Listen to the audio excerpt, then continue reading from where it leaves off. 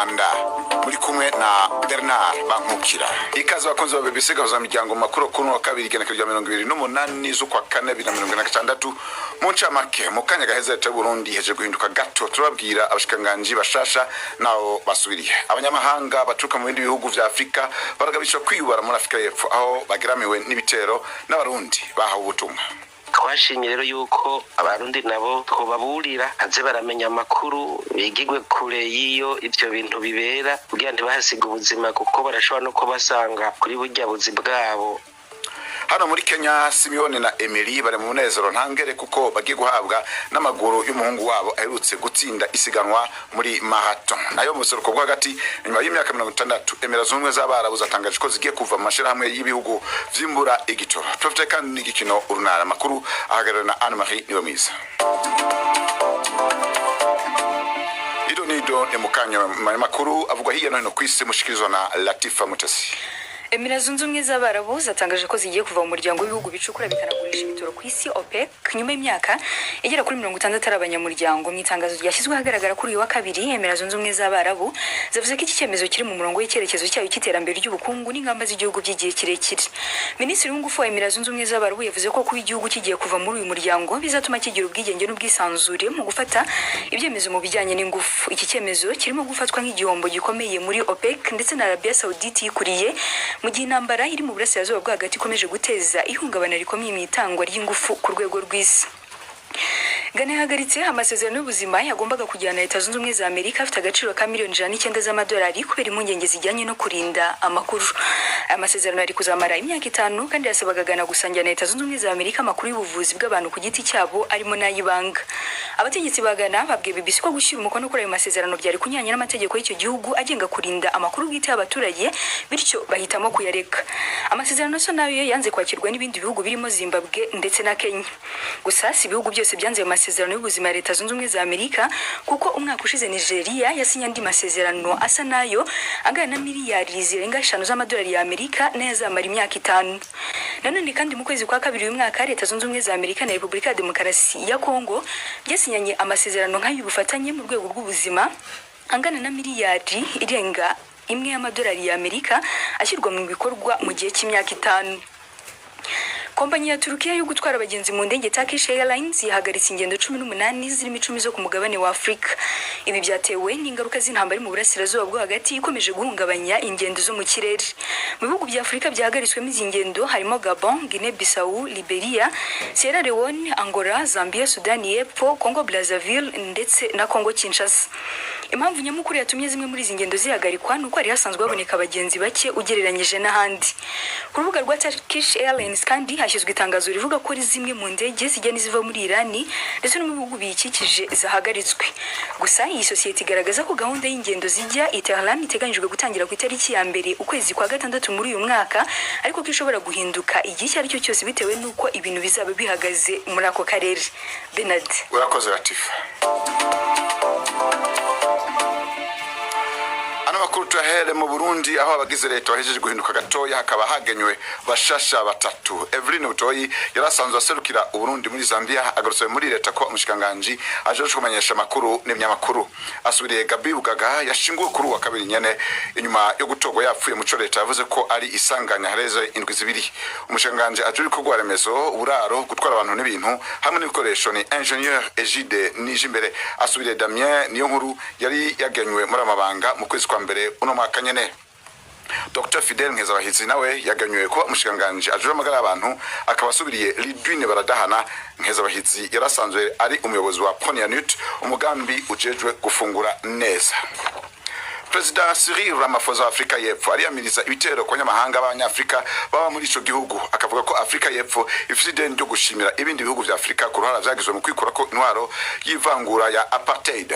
Ramaphosa yabivuze mu gihe muri iyi misi Abanyafrika bava mu bihugu bageramiwe n'ibitero nko mu ntara za KwaZulu Natal na Eastern Cape.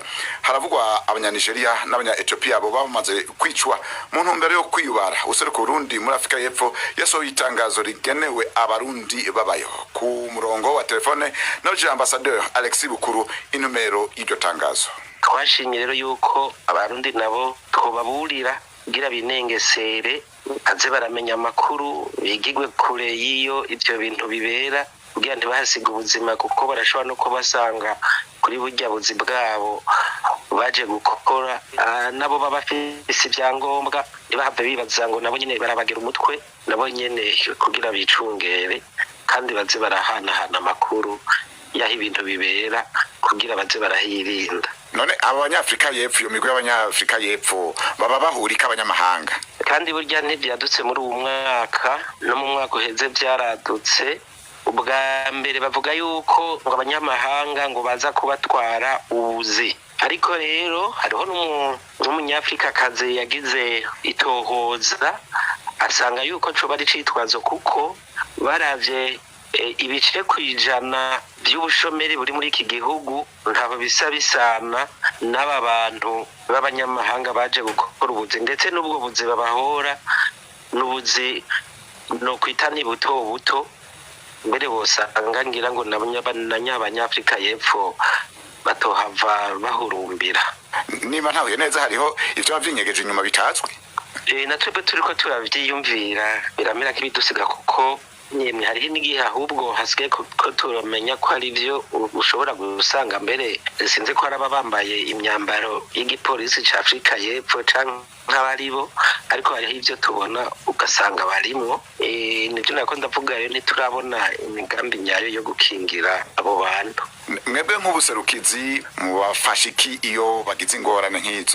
Nizi ngingo nyene zo gusaba kugira bikingire kuko nta gipolisi tuba dufise ngo tujaneyo. Tuza turababwira rero ukuntu biriko biragenda niyo bitera bija uko tubibona. Ahanini igikuru nico nta kindi gikomeye cyane dushobora gukora. Aho muri Afrika y'epfo habaye abarundi bangana gute bagwiriye mu bisagara vya hehe na hehe? Sindi bubahe igiharuro, ariko iyo turiko turagira amanama n'abarundi baratubwira yuko hashobora kuba hariho nk'ibihumbi 10 canke 12. Murazi ko benshi ata mpapuro zibaha uburenganzira bwo kuba ngaha, ntibaheza rero ngo biyandikishe. Twaranabateye n'akamo tuti nimube muza muriyandikisha kugira niyo hagize ico mwokenera canke kibatumenye abantu iyo bari nabo twobatabariza, ariko ako kamo ntibarakumva.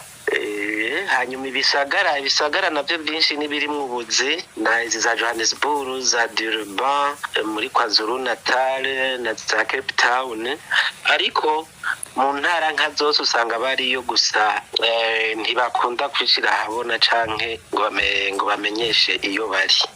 Uyo rero yari Ambassadeur Alexis Bukuru yariko aburira abarundi baba muri Afrika y'epfo. N'umuyobozi mukuru wa ONU aremeriza ivyo bitero Antonio Guterres avuga ko gutoteza abanyamahanga atakibanza bifise mu gihugu kigendera ku mategeko.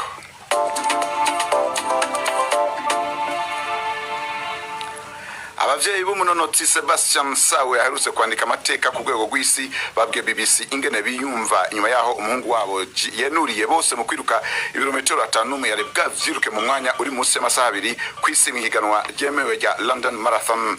Emily na Simeon Sawe bavuga ko ivyo umwana wabo yakoze muri higanwa ryabereye Londres mu Bwongereza kuwa Mungu bishobora guhindura ubuzima bwabo. Sebastian aracari mu Bwongereza ariko vyitezwe ko azotaha muhira vuba mu karere gaherereye mu mitumba mu burengero bwa Kenya. Umunyamakuru wa BBC Barbara Platt Asha yagendeye abavyeyi biwe aho baba inkuru yiwe mu Kayumva mw'ijwi ya Judas Ndemonto.